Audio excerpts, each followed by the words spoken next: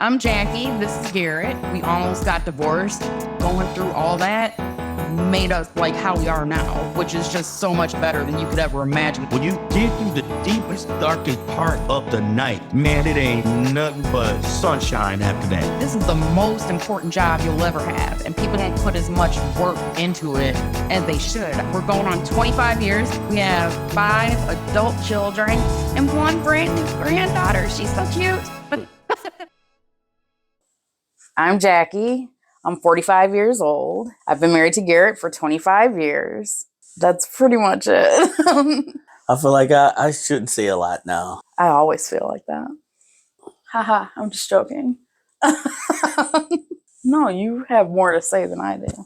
I'm Garrett, her husband. I don't know, been married for 25 years. We come from 2, different backgrounds. She's an only child. I'm from a family of 4 and a twin brother, all boys. She's the only girl. I guess I'm telling her story. Let me tell mine. She's shy. I'm outspoken. She's somewhat introverted. I'm extra extroverted. And, you'll find out a lot about us from the things we talk about on this podcast. So we're here to really talk about marriage. So, we've been doing it for 25 years, 45 years old, and been through a lot. So we just felt like we should share to people to let them know it's worth going through whatever you go through, because the benefits just get better and better. I hope to prove that to you in this show.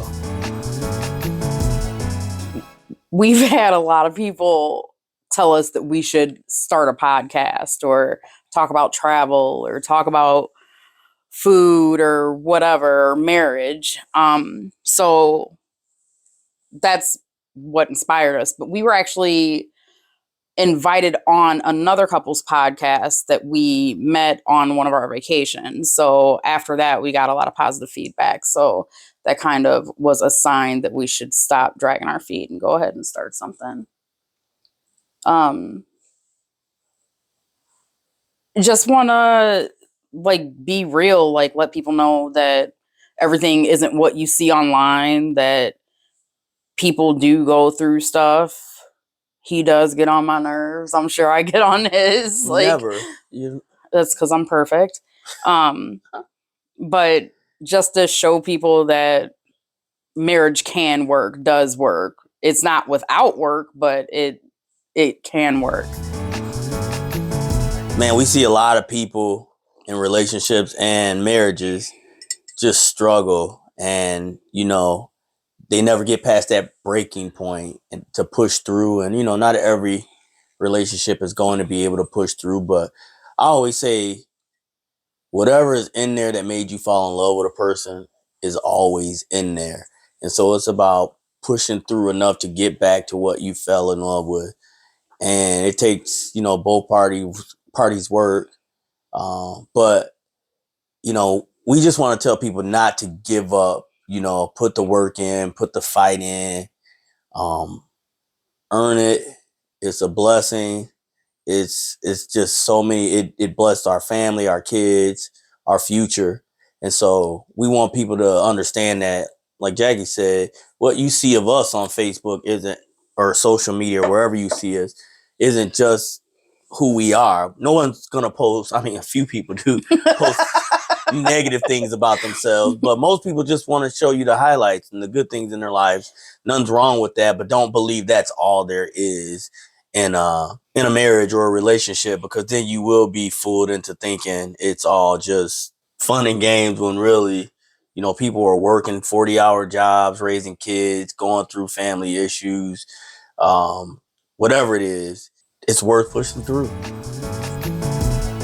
We officially met the summer before freshman year in high school.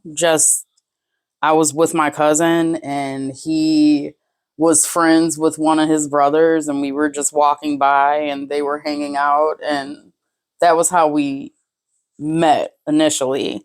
And then freshman year, we ended up in the same homeroom together, and we kind of met again, but he tried to curb me. So somehow I wound up being friendly with his twin, which if you would have told me that today, I would have thought would have been a far reach because they are very different. But he kind of didn't he give you my number for a homework assignment or something, and that's how we started like talking more and becoming friends. What's your version? So It'll be an expanded version of what I said. It probably will be. What I was gonna say to you is, do you remember me that day? What day? The first day. Oh, from the previous meeting? I kind of do. No, I mean, like when you saw me that day, had you ever seen me before? Oh, no. That's what I was asking. No. Mm-mm. Yeah, because that's how I felt about her. So that's my story is, we go to this picnic that this person that invited us to. It was a bunch of kids there in the apartment complex by the house. And like she told it, my brothers was friends with her cousin. We actually went to church with her cousin. And I saw her and I was just like amazed. I was like, who is this girl and where did she come from? Because I knew a lot of people in the junior high circuit and I never seen her. And it was just crazy because most of the good looking girls around District 86 or whatever. And I had never seen her. I thought I had never seen her before.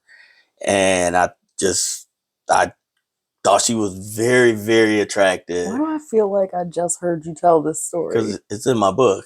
Oh! This all sounds like I just recently heard it. Yeah. And so then we met first period of freshman year. I thought about her all summer, like where is she, who is she, where is she going to school, and didn't get past the first period of freshman year, and she was in my homeroom, and it was just crazy how life happens to see her like that close to me after not even knowing who she was in the park that day. Now, I tell her I regret it to this day. I love my life. I love the way things turned out, but I felt like I should have been more upfront with my feelings for her in the beginning. I felt like it probably would have put us together sooner. I don't know, but I'm a different person now. I'm more confident, more courageous. So as a freshman, I really wasn't, and she was beautiful, and I like choked. So I feel like I dropped the ball, I would say all of freshman year when, before she got a boyfriend or whatever. So I don't know. A part of me wishes we could have prolonged this 20 some odd years, but it all worked out the way it's supposed to. Yeah. The only thing that's consistent is change. Yeah. Is that how they say it? Yeah. So you're ever changing, ever evolving, ever growing. So you're always going to be a work in progress. What I like today, I may not care for tomorrow. I mean, I'm not that fickle, but I might find like new inspiration in something that before presented itself as a challenge to me. So the same is true in your relationship. Like you're always going to be a work in progress. You're always growing. You're always changing. You're always adapting. I mean, you have to go with the flow. Like you have to change as things are changing. You have to adapt as things are changing. That's how, I mean, you won't know what your passion is unless you step out and try something, I guess. I'm still looking for my passion, by the way. I got too many passions. Yes, way too many. He won't even let me borrow one. I'll give you one. I feel like from the time we're born to the time we leave this earth, everybody's a work in progress. Everybody's pursuing completeness. Everybody's pursuing whatever it is that God in life has like ordained for them. And so why would it be any different in a marriage? And I feel like, the moment you feel like you've arrived in your marriage, or you're the one that's doing 100%, or you're the one that's, perfect, you don't even understand what this is about. Because marriage is, like Jackie said, we're ever evolving. We're constantly changing. We're constantly maturing. We're constantly becoming wiser. And so we're going to change. So it's about adapting to each season. Marriage is rewarding, but you have to continue to adapt to each other and not be selfish. Not be selfish at all. This isn't just for married folks, but people who are thinking about getting married, who aspire to get married one day. These are things that we also hope will help you. So 10 years in, we were actually split. We were heading towards divorce. And it was 2 years, 2 whole years of back and forth and living here, living there, talking, not talking, fighting, not fighting.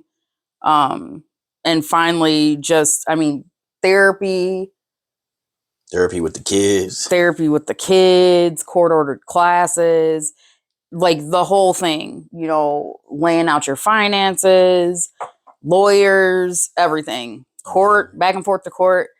And then the day that we would have been to court for the divorce to become final, I worked overnights, and he would call me at work he would call me at work when he was on his way to work, and we hadn't done that because we were separated. He called me at work, and what did you say? I don't remember. I don't remember exactly what he said, but we're still married.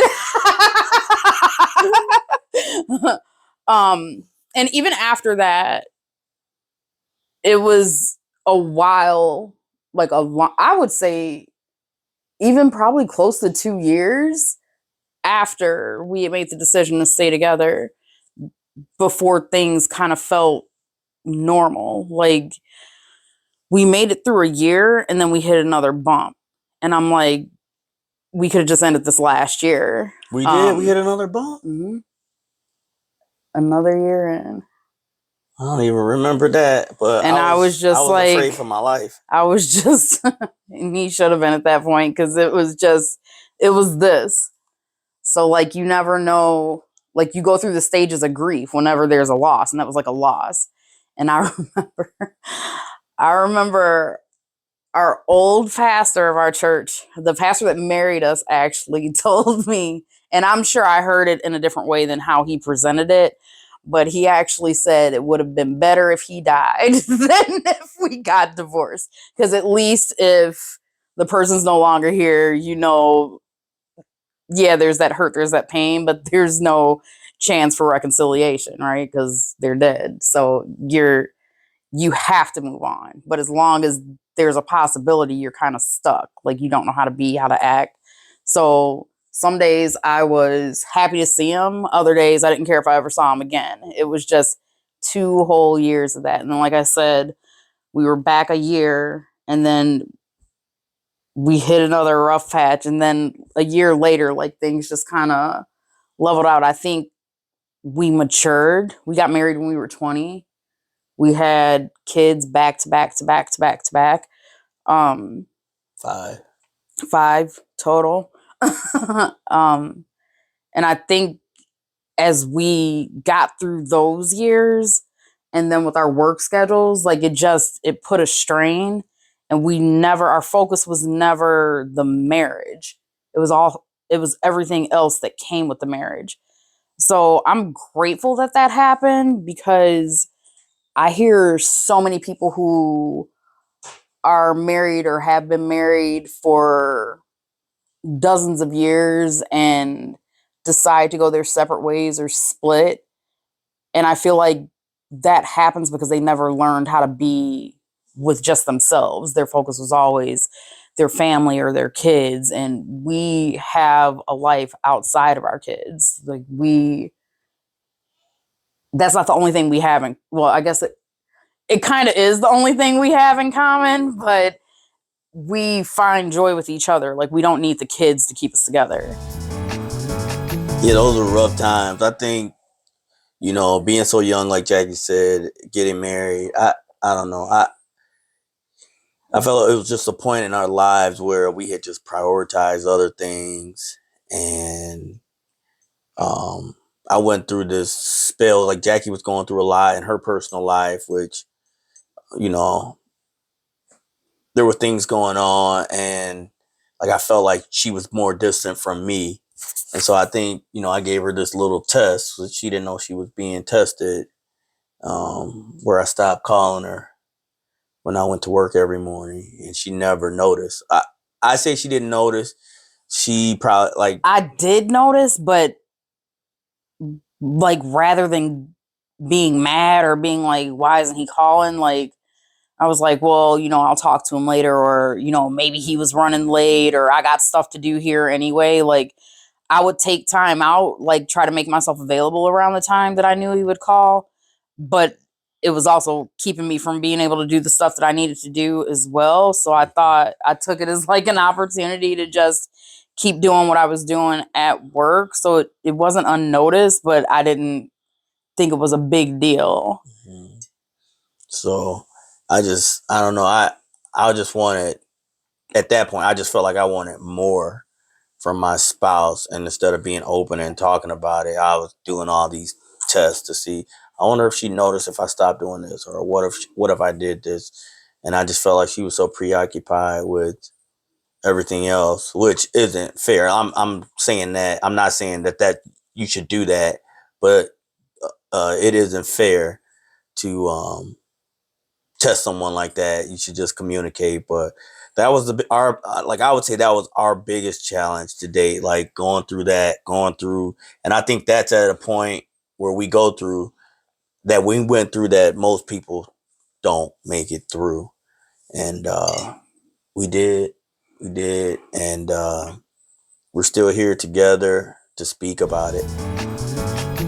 I'm terrible at handling disagreements or conflicts because I just shut down. That's me as a person. So I shut down, and like if I go to work or go to the store or whatever, I'll just moan and groan and complain to myself. Like that's something that I still have not matured enough to actually confront head on. That's just me in general, not just like in marriage.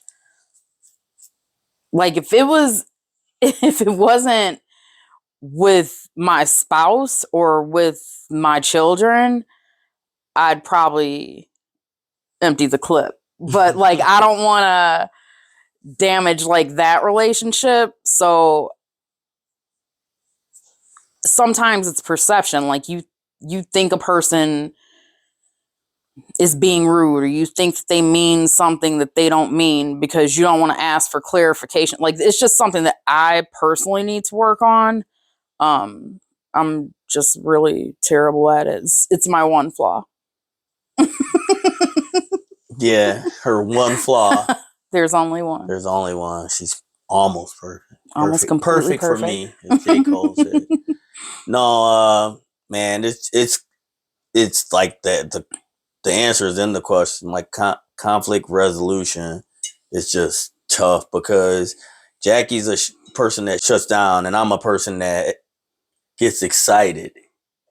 You know, and that's probably putting it lightly. I get really worked up, and I want to talk, and I need answers now, and it's just, I don't know. It's something we're growing with now. Like we're open with each other about what we need in those moments. Because in the moments, it's hard to tell a person because everybody's emotions are up.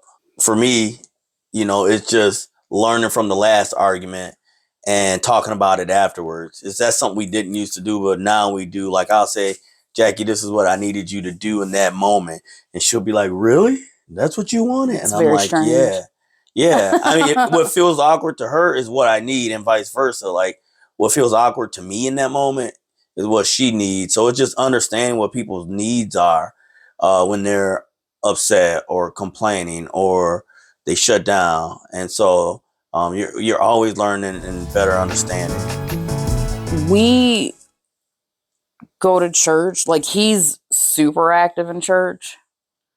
Like he probably builds churches in his spare time. The little bit of spare time he has. So he, like, we were married in a church. We did premarital counseling. Yeah. Like I advise premarital counseling. Stick with that. We pray together. Like he has a prayer alarm set. Like he prays for me. He prays with me. You have to have that as a foundation. Like I know some people don't believe and don't go to church. Maybe they do believe, don't go to church, don't believe in, organized religion. Like there's all kinds of different things that people say and do. I don't stop him from doing. He does a lot. He has a lot of commitments outside of this house and outside of this marriage. Like I don't try to limit his involvement in anything. I'm gonna censor what I want to say, but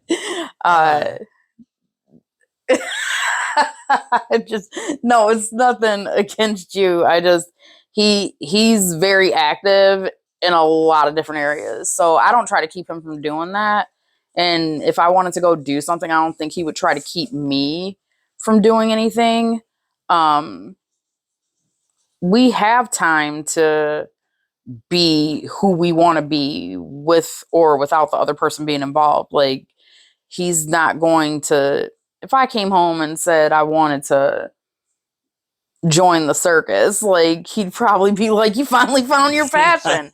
And he'd fully support it. Like I don't think he'd care. Maybe in our younger years, and maybe it's because the kids are older now and not dependent. Well, I don't really want to say that because that would be a lie, but they're not as dependent on us as they were when they were younger. So it doesn't require a whole lot of involvement, like my physical presence or him being there to offer support to them. So we've got the freedom to go do things. Maybe when they were younger, I would be annoyed that he's joined this, that, and the other, because now anything that they have going on, now I'm on the hook for because they can't do it for themselves. But we don't have that issue, I don't feel like.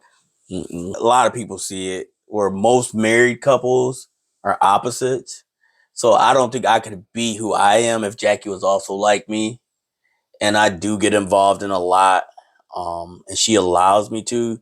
And she's even, like, I went back to school full time while working a full-time job and sticking her with the kids and the household and the cooking and the homework. And I tell people, like, my plan was to do it in like 2 to 4 years. And it took 10. It took 10. So, like, I'm very grateful for her and for the way she is with me. And she's very supportive. I don't think I could have got a more supportive spouse, in the sense that, yeah, she's okay with me doing it, but she's also going to pick up the work to allow me to do it. So I'm forever grateful for that.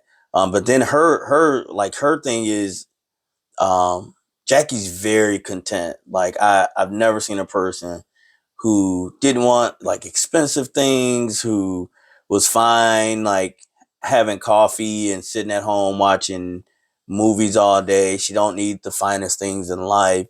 And so, like, whenever she wants to do something, I'm 110%. Like girls trips, hobbies. I mean, she used to go swing dancing back in the day. Like, and I'm always trying to push her to things like that because I know how I am and I need to be being purposeful to, like feel like I'm contributing to society, where she is like content with what she's doing and happy in doing that. And so like, I have to learn, like sometimes I can't force her to be what I need because what she needs is different. So we work it out. I like she said, I can't think of a time where our individual needs or desires haven't been met because of the other parties. But I don't know, to somebody that is going through that, I don't know. I mean, it's something we've never really had. I don't know if you ever told me no to anything, or you've said you don't think I should, or. Yes, that's my nice way of saying no. He doesn't receive it that way. I do too. She's right a lot though. She is, but she'll give me her opinion. She'll tell me what she thinks of things. And sometimes I have to find out the hard way. I mean, I listen when he's talking, even if it seems like I'm preoccupied doing something else. So if he makes mention of something, I'll make it a point to try to pick it up or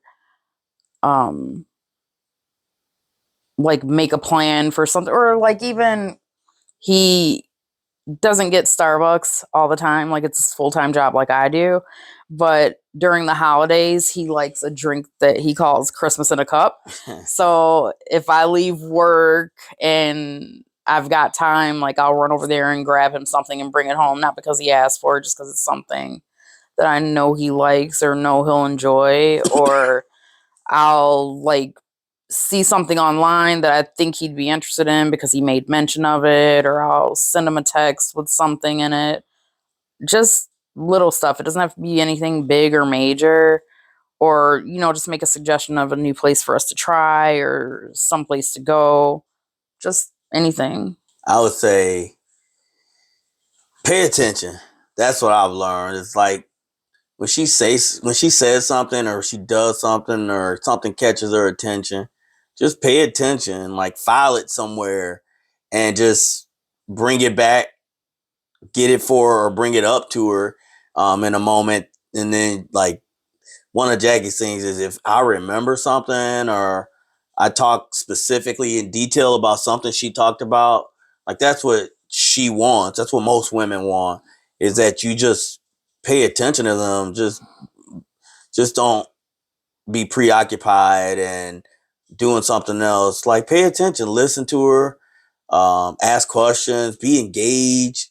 And then, it's easier to do those little things because you're already knowing the things that she mentioned or said to you that she wanted to try or do it that she enjoyed when she did it before. So I would just say be attentive to everything or surrounding your partner. And man, that will do more than like a 5-star restaurant, or spending thousands of dollars for a vacation. If you do those things habitually, man, your marriage will be sky high.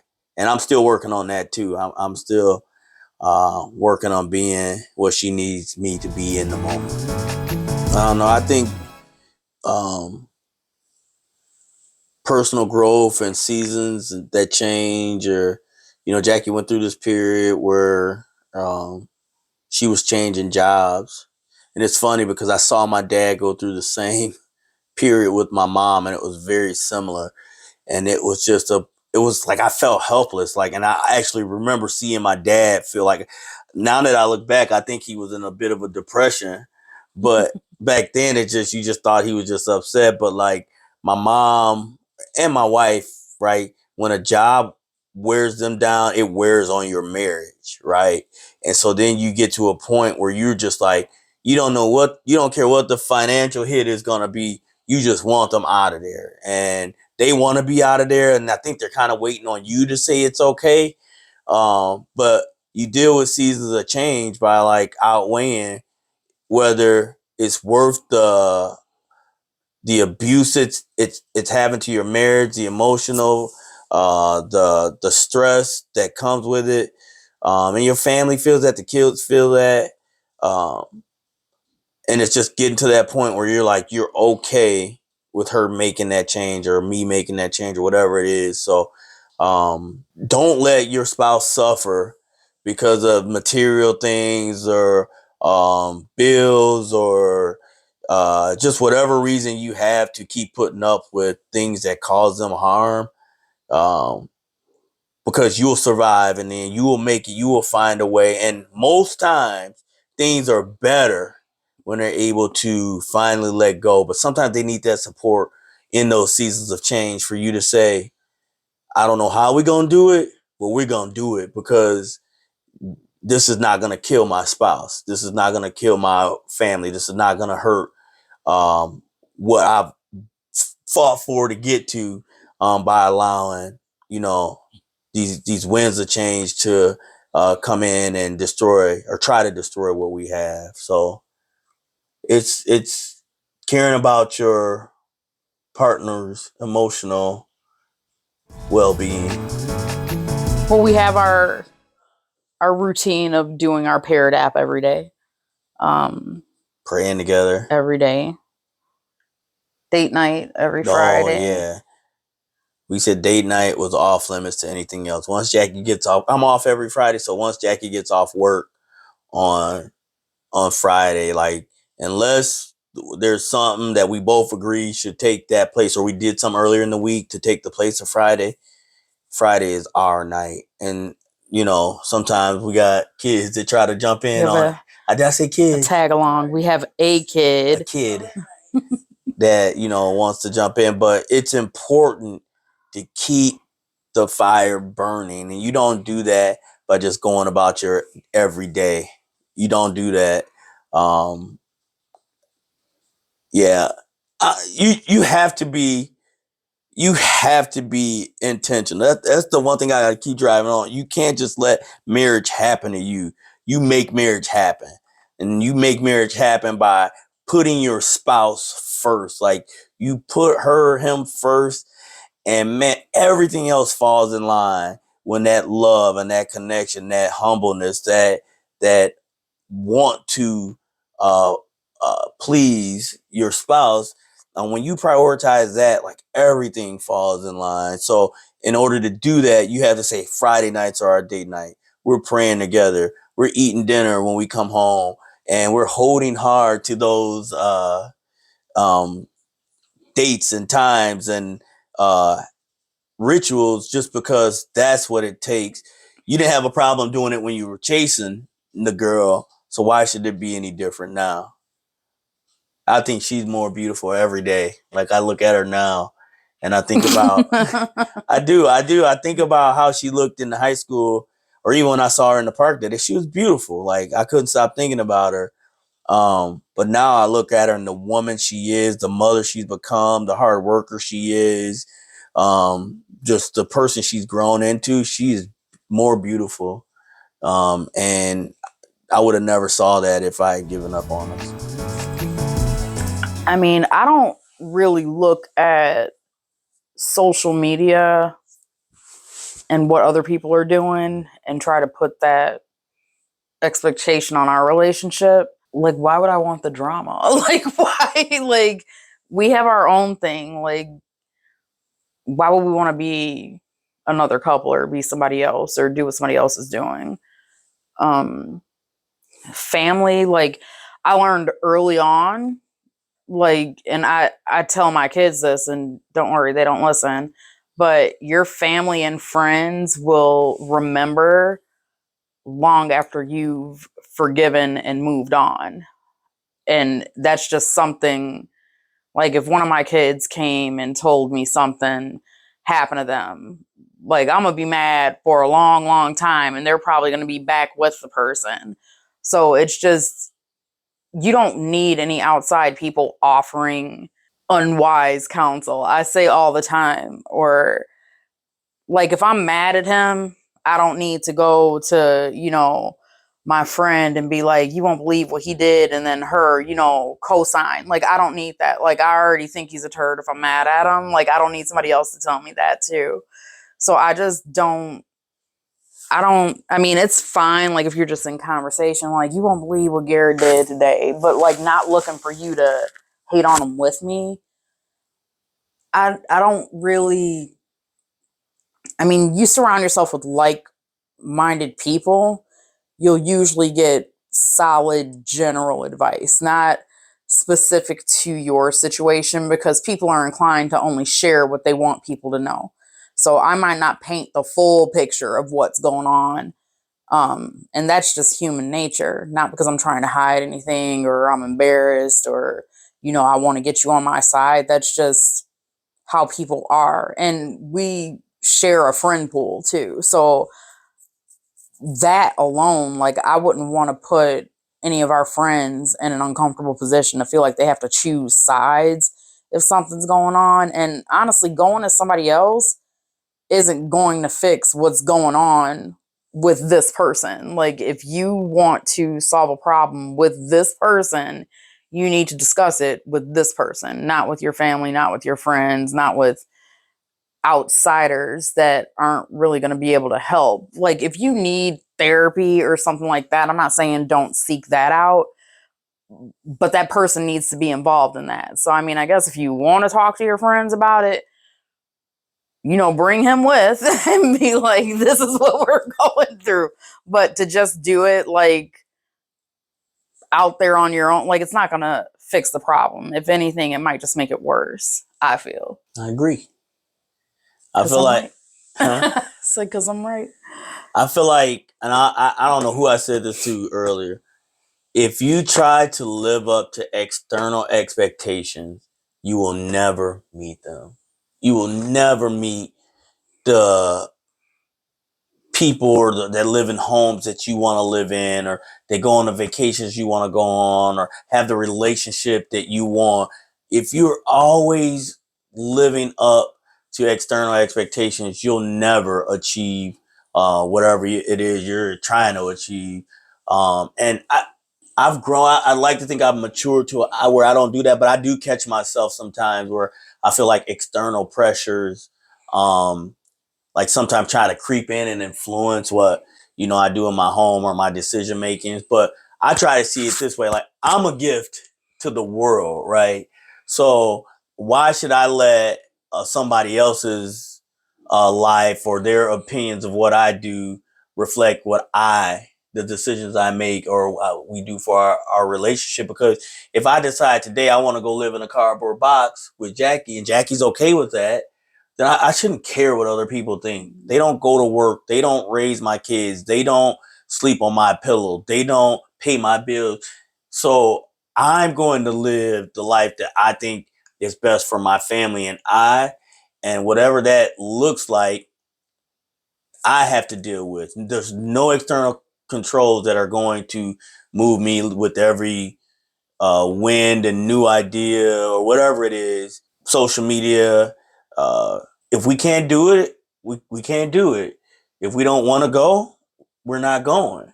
Like, if you think I spend too much on this, that's what I choose to spend my money on. So it works for me and Jackie. We trust each other. And so we just had a conversation the other day. Is like, how can we get better in finances, right? And so that had no external bearing. It was all based on what we felt like we should spend our money on and how to achieve that the best, right? How to achieve a budget that matches our priorities. And so that's just advice, just in general. Just live life for you. You only get one life. It ain't real long comparatively. So don't waste it with other people's opinions of you or what you think other people are doing, because they don't care about you. It would be keep your business your business. Pay attention to what's going on in your home and communicate better. Don't keep things inside. If I could tell my newlywed me something, it would be to forget everything I thought I knew marriage was. It would be literally that it's not rose petals and that you got to work, you got to trust, you just do what's right and things will work out. I mean, there's times where it just feels so bad. Like you just want out. And that's just a day. That's just a moment. That could sometimes be a week. For us, it was 3 years, right? But you gotta fight for those vows that you made, no matter what, and really enjoy the good moments. And then when you're going through the down moments, remember those good moments. Always keep your mind on things that are like positive and true, and who Jackie really is, and try to understand that this is just this is marriage. This is what marriage is, and it's worth fighting for. It's no different than a job, right? You want to get promoted on the job, you're gonna go through some things to get that promotion. You're gonna go through it, but you're willing to because you see the benefit. It's the same as in a marriage. If you see the benefit and it's hard to explain what that is for each individual couple, but believe me, there is to whatever it is. And so I would just tell my newlywed self, like, hey, love that girl and she gonna love you back. I should have just said that, huh? Yeah, but what we really want to show is that it's a bumpy ride, but sooner or later you're gonna hit smooth pavement, right? You're gonna hit. I ran over cones. I'm merging in the highway before, right? But I got us to the Disney World on time, right? You know what I mean? You're gonna hit some bumps and some cones. You're gonna run them over, but you're gonna get to the final destination. So we just want to show you. Y'all probably know from just this first show that, you know, we like salt and pepper, ebony and ivory, oil and water, and we make it work. We want to thank you for watching. Make sure to love and like or whatever you do, and follow us. Jackie, what you think? Follow us where? To the bedroom. No, don't follow us there. We are Limitless Livin. Remember, in marriage, you can live, love, and laugh limitlessly.